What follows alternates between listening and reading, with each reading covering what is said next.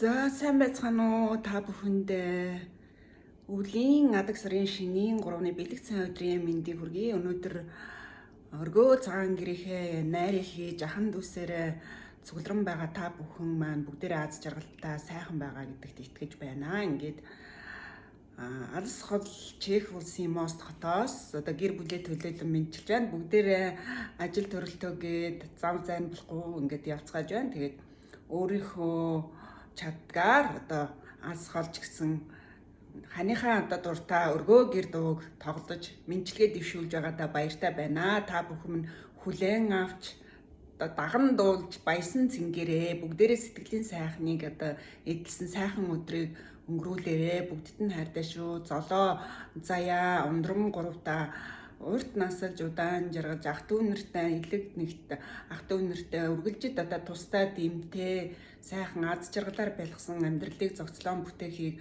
хүсье. Бүгдээрээ өнөөдрийг маш сайхан өнгөрүүлээрээ бүгдээрэнд нь аз жаргал хүсье. Ингээд дуугаа өргөё.